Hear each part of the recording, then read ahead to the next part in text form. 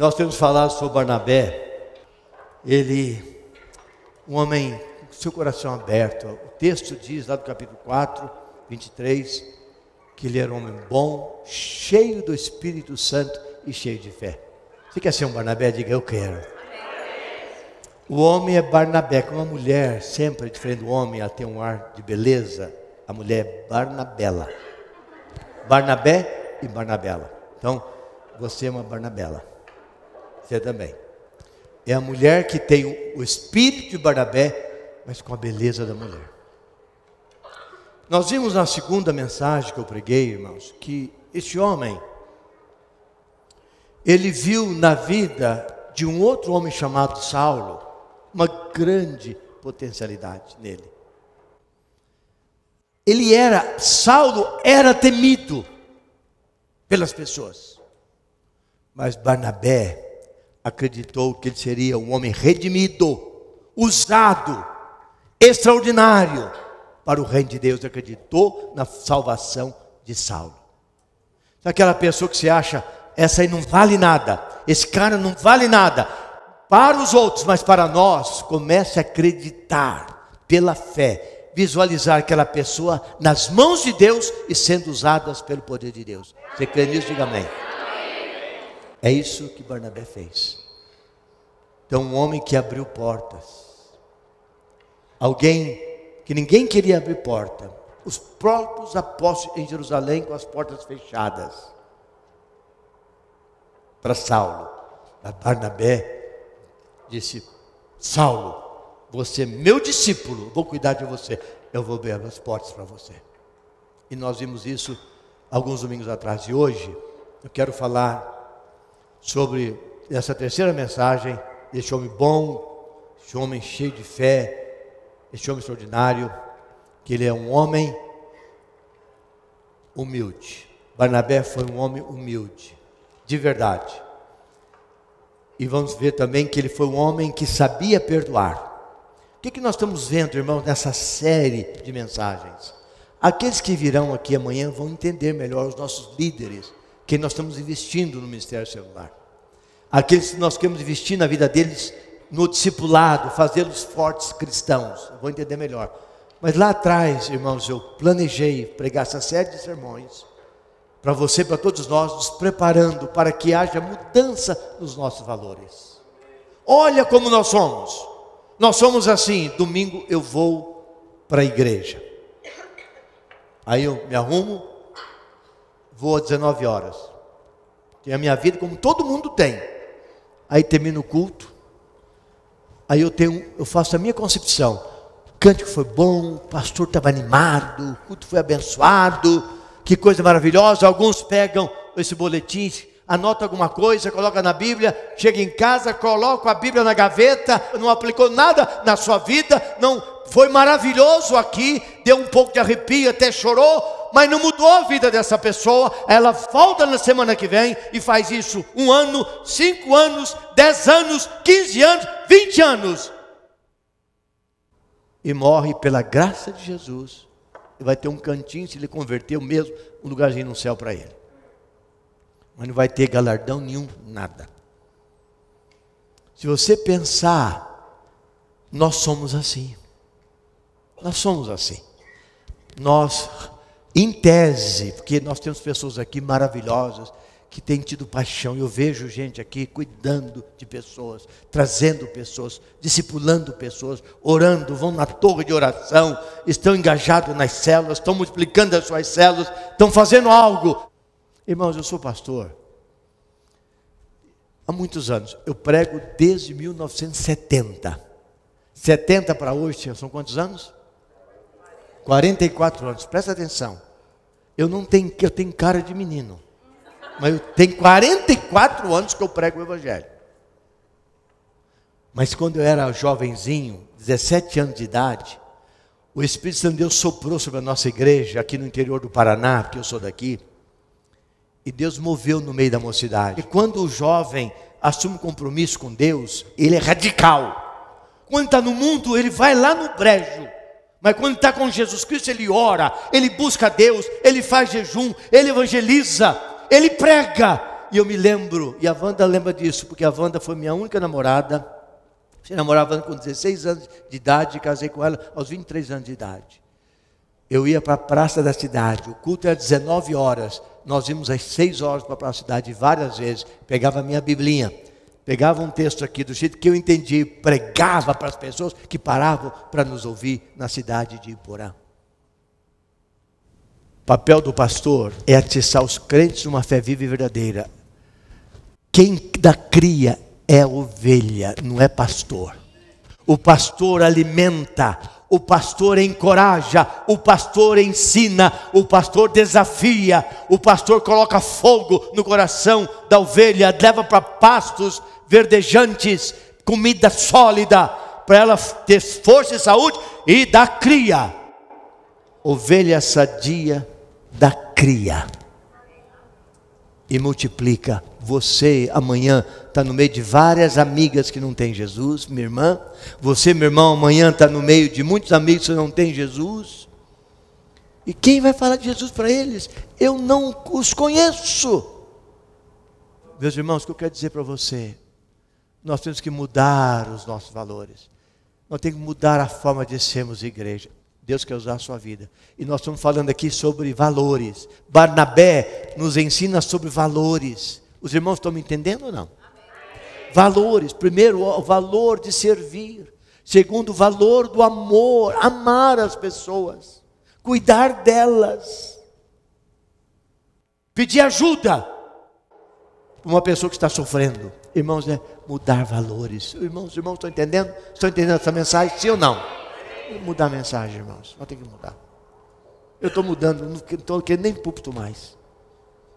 Estou querendo pregar com o coração aberto. Deixa Deus falar. É claro que eu estudo. Eu tenho aqui um pequeno esboço com algumas ideias na minha Bíblia. Então, meus queridos irmãos, nós estamos tratando aqui de valores. Nós temos aqui, está ali um banner. Você já orou por Londrina hoje? Eu não posso julgar ninguém, mas é um número mínimo de pessoas que oram pela cidade. Nós não estamos interessados na cidade. Nós estamos interessados em nós. Eu quero construir uma casa maior, nada de errado. Eu quero comprar um carro mais caro. Eu quero agora um a diesel, alto, grande, um carro diferente. Eu quero fazer uma viagem para a Europa. Eu quero ir para os Estados Unidos. Nada de errado. Desde que o reino de Deus continue sendo prioridade na sua vida. Porque Deus nos quer, irmãos, ver abençoados, prósperos. Mas meus irmãos, minhas irmãs, nós precisamos de discipular. As pessoas que você discipula nunca vão embora. Irmãos, sermão informa, mas não transforma. Mas o discipulado transforma a pessoa. Tanto no sermão como no discipulado está o ingrediente essencial, sem ele não existe nada, o Espírito Santo. Mas você ouve o sermão aqui, você pode até gostar, você pode arrepiar, mas você não vai mudar a sua vida, e nem a vida de outra pessoa. Mas se você caminhar com aquela pessoa, porque ela tem lutas, ela tem dificuldades, ela está em tentação, ela está caindo no pecado, ela está uma armadilha para cair, falta um passo para o diabo lançar. Mas se eu estar debaixo do meu discipulado e falo: como é que está a sua vida, meu irmão? Qual a sua tentação essa semana? Não vai dar um passo para trás, meu irmão. Isso é discipulado. Estou cuidando daquela vida, cuidando daquele irmão. Vocês estão entendendo? Então, queridos, nós precisamos discipular. Você que nunca quis nada com célula, tem que acabar isso, mudar a sua cabeça. Eu quero estar numa célula. Eu não sei o que é discipular, você tem que falar assim: Espírito Santo, eu não entendo o que é isso, mas eu quero fazer esse negócio. Se o pastor está falando é porque é bom. Se é bom, eu quero para a minha vida. Ou até quando, meus irmãos, nós vamos ver nossa família acabando, casamento acabando, nossos filhos indo para o mundo. Geração agora é 10 anos. O pai, que tem um filho de 4 anos, pode perder o seu filho aos 14 anos de idade para o mundo. As amizades, a internet, a mídia social. Olha a grande mudança no Egito, um sistema ditador, robusto, sólido, do grande Hosni Mubarak, foi desmantelado por causa da mídia. Os jovens, esse movimento de jovens no Brasil contra esse uso errado do dinheiro brasileiro, dos nossos impostos, colocou milhares de pessoas na nossa rua. E veja só o poder da internet. Eu vejo nossas crianças. A minha netinha de 8 anos de idade, ela me ensina a usar o iPhone, ela me ensina a usar o iPad. Esse meu irmão de 62 anos, ela fala, Grampa, não é assim. Ela me ensina, ela sabe, nunca estudou, nunca fez um curso, mas a mentalidade é assim. As amigas todas têm isso. Eles estão comunicando com o mundo e você não sabe o que o seu filho está vendo, o que o seu filho está aprendendo, quem são os amigos dos seus filhos, e vai chegar o tempo que você não vai ter mais nenhuma influência no seu filho, porque você não plantou os valores do reino na vida do seu filho e da sua filha. Você está entendendo o que eu estou dizendo? Diga amém. Amém. Irmãos, é muito sério o que estou dizendo hoje à noite aqui. Barnabé quer nos ensinar mudanças de valores. Lá em João disse, se o grão de semente não morrer, não nasce nenhuma planta ali, tem que morrer. Então nós temos que morrer. O problema é que nós não somos mortos. Estou muito cheio de vontade. Eu não gosto, eu não questiono, não quero, não concordo. Não é dessa forma que eu penso. Cada um aqui tem uma receita. Então quando vem um desafio, se você está morto no seu eu, você fala, conte comigo.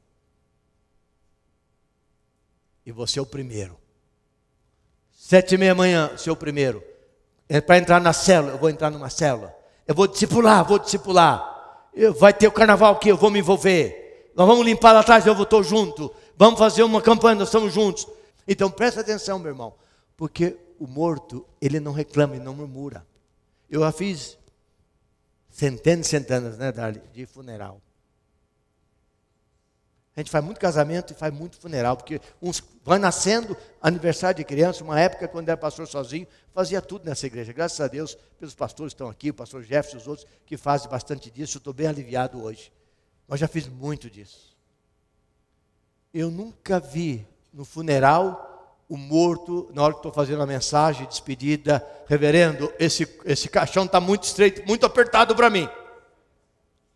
Esse travesseirinho aqui está muito alto, está doendo meu pescoço. Morto não fala, não reclama. Nós temos que morrer, meus irmãos. O meu eu, nosso eu, tem que morrer. Aqui, na primeira viagem missionária, capítulo 13, que vocês ouviram, mostra Barnabé sendo o grande líder. E depois outros, e lá no final, Saulo. Saulo não estava crescendo na fé. E Barnabé era o grande líder. Mas quando o trabalho vai continuando, eles fazem o trabalho. Quando chega no capítulo 15, na segunda viagem missionária, Paulo assume liderança. Quem era Paulo? Paulo, até pouco tempo atrás, ele era um cidadão que ninguém acreditava nele. As portas estavam fechadas para ele. Se não fosse Barnabé pôr a mão no ombro dele e falar, Barnabé, eu vou caminhar com você, Barnabé. Eu vou cuidar de você, Barnabé. Eu estive lá em Jerusalém, Barnabé, dizendo Paulo, ninguém me receberam mal, porta fechada. Barnabé disse para Saulo, Saulo, eu vou levar você comigo, você vai comigo. Vamos comigo, vamos para Jerusalém. Chegam lá, eu, Barnabé, profeta da igreja em Jerusalém. Todos trabalhavam junto com os discípulos. Bate a porta se abre. Irmãos, aqui está um homem que conheceu quem Jesus é. Aqui está um homem que viveu aos pés do Senhor Jesus Cristo. Ele fez uma grande obra na vida, o Senhor fez uma grande obra na vida dele. Vamos recebê-lo como nosso irmão. Aqui está alguém, na verdade, que liderou Saulo desde o começo. E agora, mais tarde no capítulo 15, e você lê, se nós lemos capítulo 15, versículo número 36, diz, alguns dias depois disse Paulo a Barnabé, voltemos agora para visitar os irmãos por todas as cidades nas quais anunciamos a palavra do Senhor para ver como passam. Veja só agora, quem lidera é Saulo e não mais Barnabé.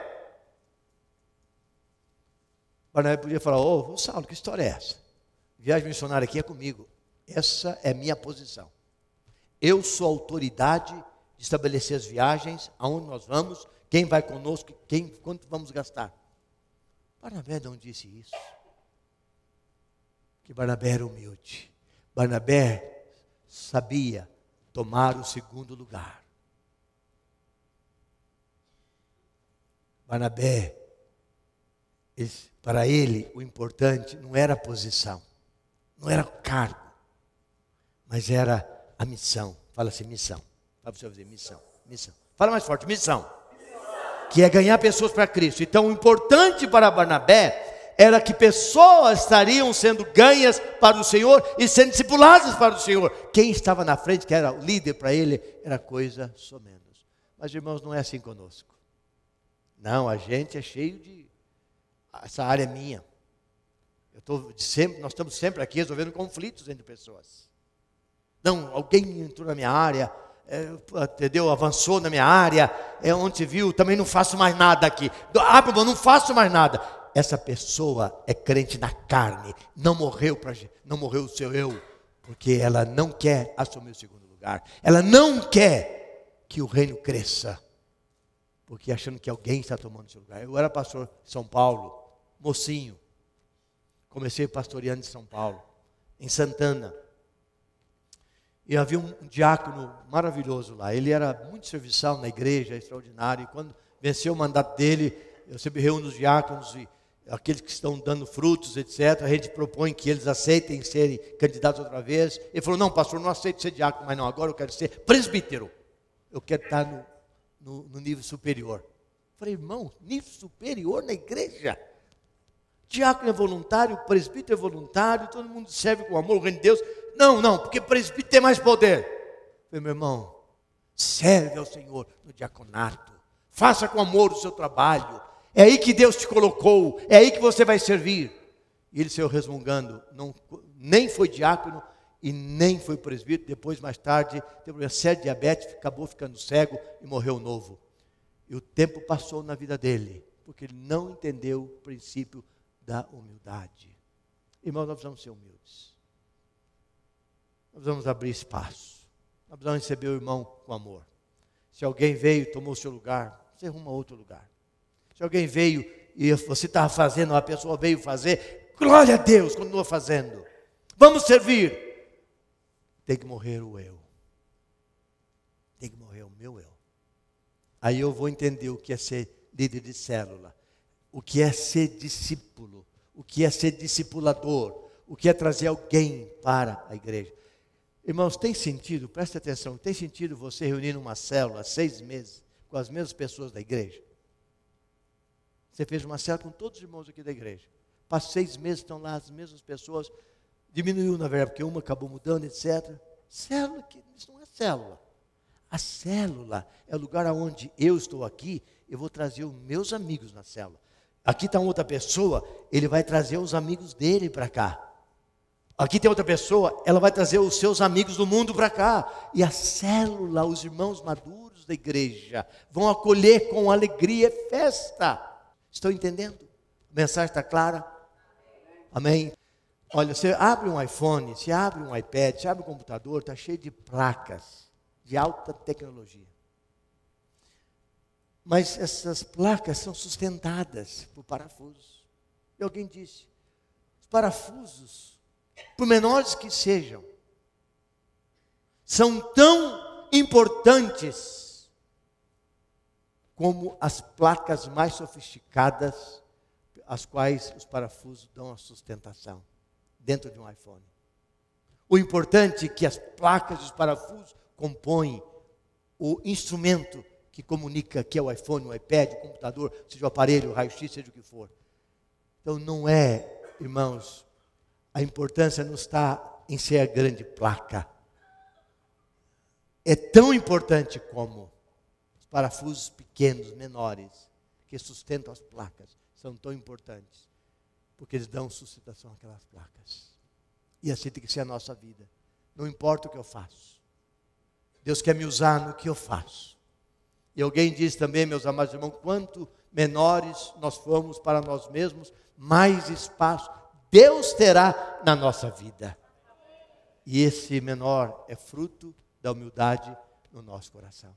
Então, primeiro valor para nós mudarmos nesse processo, se você guardar isso de Barnabé, eu estou feliz. Se esquecer tudo que eu estou dizendo aqui, mas guardar que Barnabé foi humilde, você vai entender, então, eu posso ser humilde também.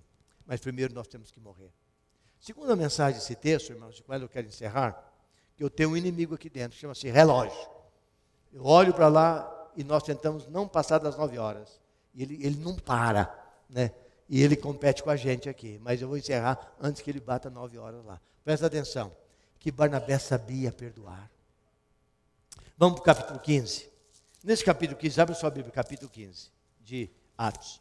Nesse capítulo 15, meus irmãos e minhas irmãs, nós encontramos esse texto que fala que, começando com 36, que Paulo agora toma liderança, ele que vai para Barnabé, ele que inventa a segunda viagem missionária, ele que diz que eles vão fazer, e fala, vamos para lá, Barnabé, vamos para lá, você vai ser meu ajudante. Só que na hora de formar o time, Barnabé falou, ô Saulo, eu vou levar João Marcos comigo. Barnabé falou, eu quero levar João Marcos comigo.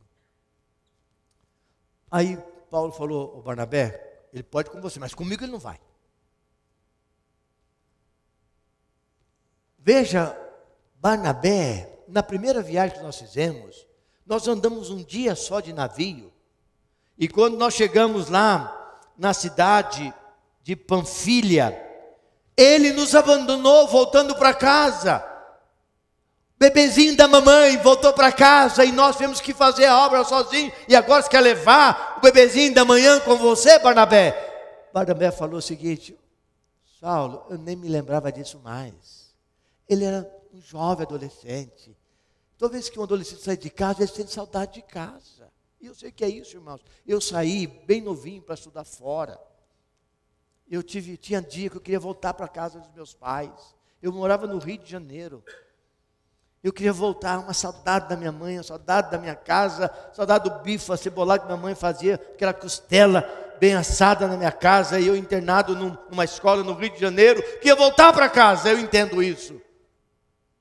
Mas Saulo falou não, porque Barnabé tinha se esquecido disso, porque havia nele o espírito de perdão, porque quem perdoa, irmãos, não se lembra mais com dor o que passou no passado. Estão entendendo? Não tem dor mais. Você não esquece.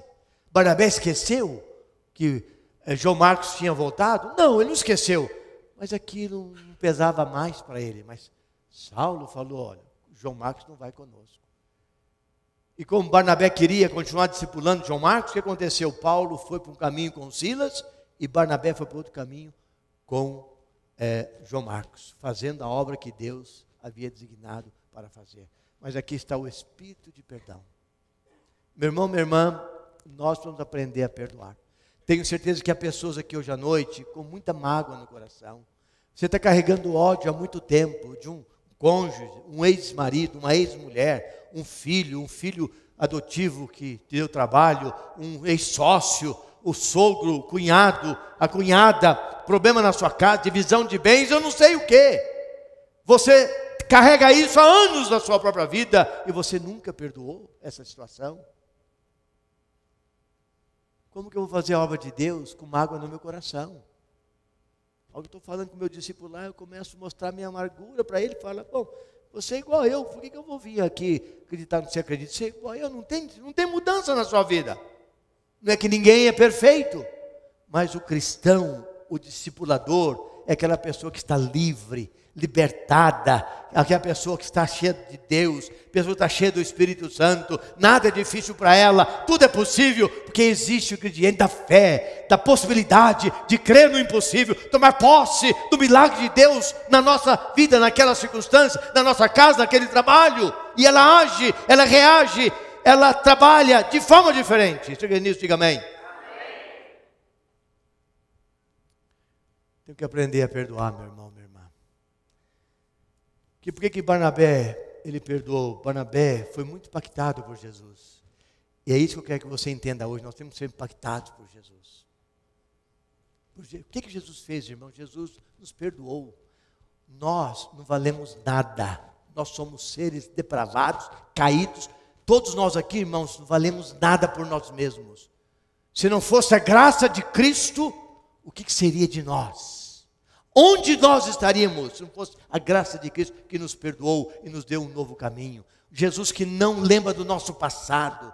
O crente salvo, cheio do Espírito Santo, convertido, ele não lembra mais do seu passado com dor. Aquilo que passou, morreu.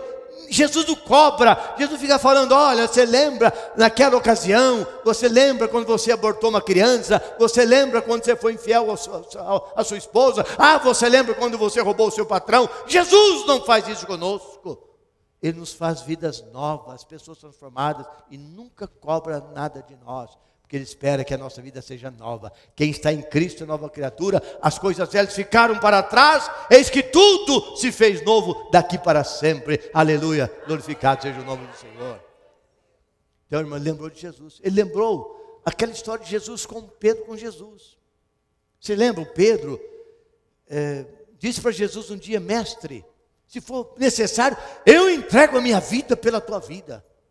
E quando chegaram no Getsêmani, quando chegaram lá no Jardim das Oliveiras, melhor dizendo, foi um lugar onde aconteceu esse fato, lá estava Pedro, numa fogueira. Era o inverno em Israel, em Jerusalém, muito frio. E ali estava Pedro conversando, e Jesus estava sendo procurado pelos soldados romanos para matá-lo. E veio uma menina e disse para os soldados: olha, aquele ali é um deles, ele fala como Jesus falava. E foram para Pedro, e Pedro falou: eu? 2 dias tinha dito: mestre, se for necessário eu morro por ti. Olha o que ele disse para os soldados: eu nunca ouvi falar desse homem. Cara de pau de Pedro. E Jesus disse para ele: Pedro, antes que o galho cante 3 vezes, você vai me negar. E negou que conhecia Jesus, abandonou Jesus. No momento de dor de Jesus, Pedro caiu fora. Quando vem as mulheres, o que ele diz? Ele diz para as mulheres: vai e dizei a Pedro e aos demais apóstolos que eu vou encontrar com eles lá na Galileia. Jesus não lembrou como Pedro foi sacana com ele. Jesus não guardou a mágoa daquele espírito desumano de Pedro, negando que o conhecia. Porque Jesus, meus irmãos, minhas irmãs, Ele nos vê dessa forma. Ele nos perdoa totalmente. Então, Barnabé, o que ele nos ensina aqui? Qual a lição? Qual o valor que eu preciso aprender aqui? Eu preciso de perdoar. Perdoar quem for que seja. Perdoar. O perdão é importante, porque, irmãos, a mágoa destrói. Está provado cientificamente falando, qualquer médico aqui presente sabe disso. A grande porcentagem das pessoas que sofrem de câncer é porque tem um ressentimento guardado no coração e não larga aquilo, não perdoa, carrega com ele o resto da vida. Então, irmãos, ninguém de nós vamos ter uma vida cristã vitoriosa enquanto nós não aprendemos com Barnabé que nós precisamos ser uma pessoa que tenha o espírito de perdão. Aqui havia um homem que sabia perdoar. Perdão é lembrar do fato sem dor.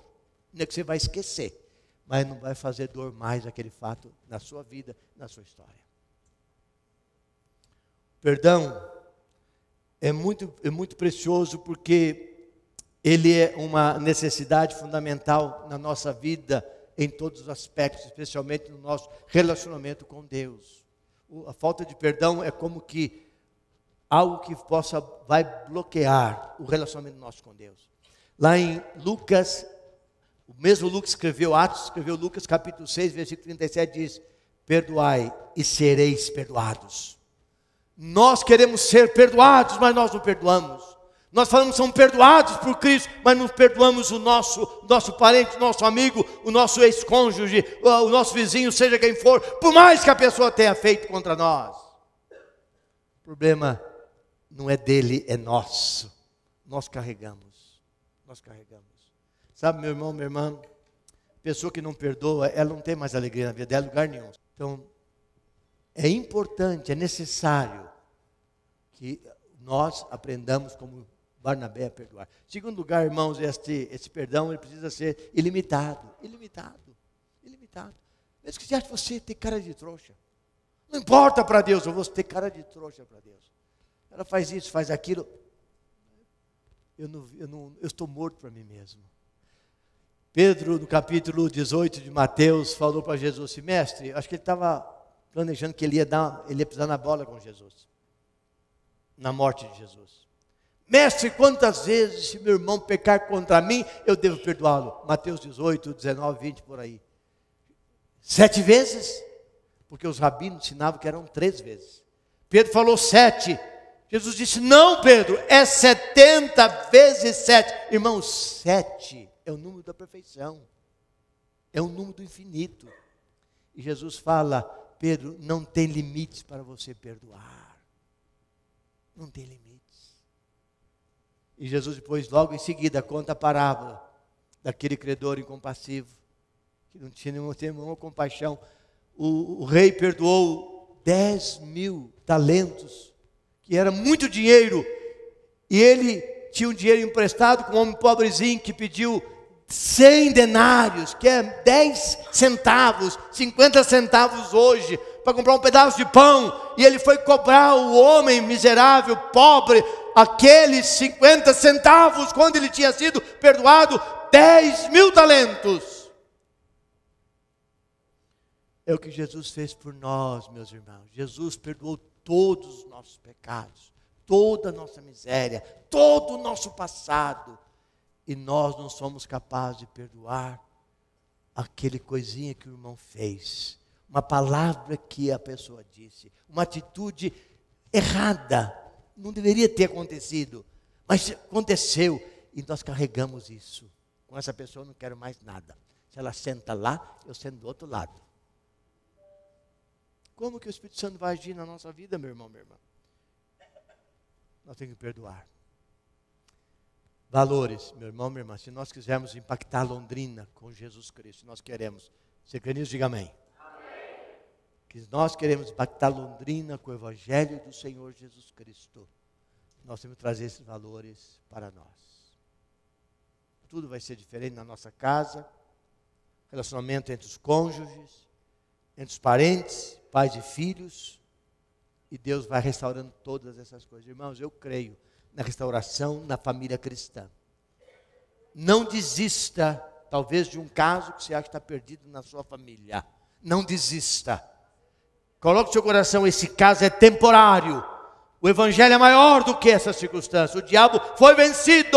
E nós estamos lidando com o poder do Espírito Santo, com a ação poderosa do Senhor Jesus sobre a vida de pessoas ligadas a nós. A igreja tem poder. A igreja, Deus deu maior poder sobre a face da terra.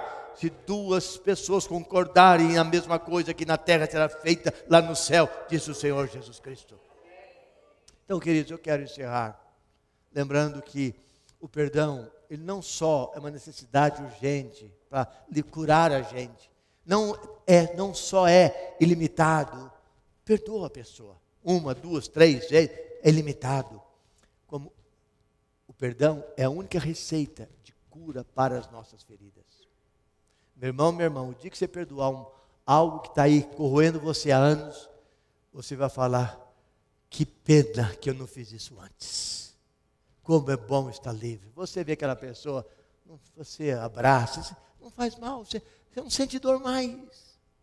Você convive com a família, você não sente dor mais. Você convive com o seu ex-marido, você não sente dor mais. Você convive com a sua ex-mulher, você não convive dor mais. Você convive com o seu patrão, você não tem dor mais. Porque aquilo vai lavando, vai sarando as feridas do nosso coração. Irmãos e irmãs, guardemos, e com isso eu encerro, essas 2 lições de hoje. Embora as outras lições e outros sermões. Primeiro, peçamos, todos nós. Senhor Jesus, eu quero ser mais humilde. Eu quero que o meu morra. O eu morra. A minha vontade morra. Eu estou pronto para assumir o segundo lugar. Segundo, Pai, eu quero perdoar. Faça isso na minha vida nesta noite. No nome de Jesus. Amém.